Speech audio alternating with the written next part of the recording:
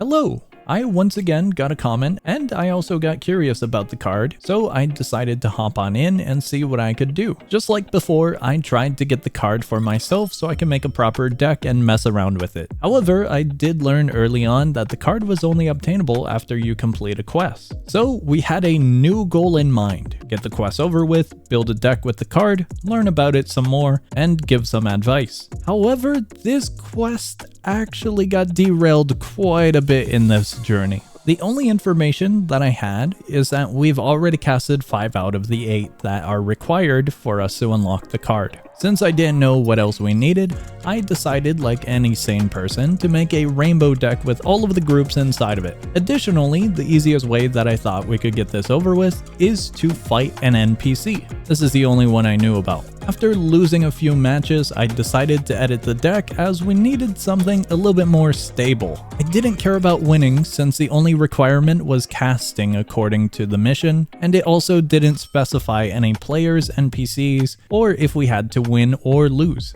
So I decided to make a Doge deck. The reason behind this is due to the draw mechanics from yellow. If we drew every single card that we needed, then we know for certainty that we've casted everything. Quite simple, right? This actually went really well, and it's really silly. As a person who's played Blox Cards a long time ago, Doges are really simplified compared to some of the newer mechanics that we see nowadays. So in my mind, I'm thinking this is probably a horrible idea. It is, but I didn't expect Doges to hold up against NPCs or hold up at all, really. However, there is one key point that kept us alive. The Doges kept on spawning more Doges. On death, summon a new one. And through this, I was able to cheese this NPC. Sadly though, I did not get the card, so I decided to do a little bit more research without the card just to see specifically what we're working with and what I could come up with to hopefully give some inspiration or advice. But before we get into that, I did go mess around with a few of the other NPCs just to see how well this deck could potentially cheese other ones. We got an easy win from this NPC, but mainly because of how rapidly you can toss out cards, and we got halfways on this NPC, which is really surprising. I personally don't know how difficult these NPCs are supposed to be. I'm just basing it off of the text, the level indicator on their dialogue, so this was a real shock for me, but maybe they're easier than I expected. Either way, our journey came to an end, and it came down to business.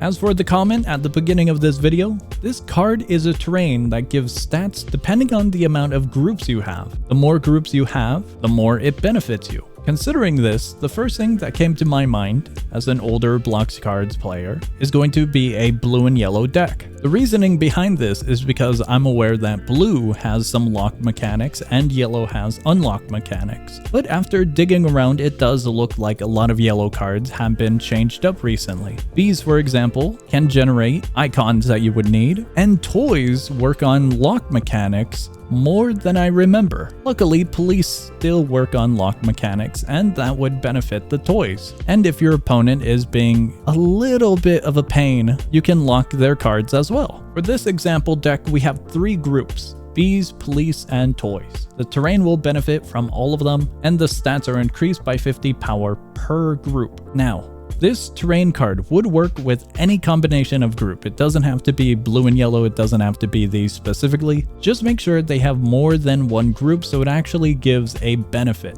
Here is an up-close look at the deck that I would make and mess around with if I had the card. You can look at it, take inspiration from it, or try it out. I don't know how good it's gonna be, considering I don't have the card once again. And by the way, this is intentionally 38 out of 40. I would put 2 copies of Crossover Arena, so I hopefully have a better chance of getting one of them early. But if you only want 1 copy, or if the quest only gives 1 copy, I would add in 1 more bee to generate 1 more yellow icon, but it's up to you on what you want to add. Now, I'm not entirely sure if I will get this card, but it was fun messing around with Doges again, and it was fun to see them being pretty good, even if it was through means of cheese. I'm slowly getting back into Blox Cards. It recently had an update, and so I plan to check that out sometime soon.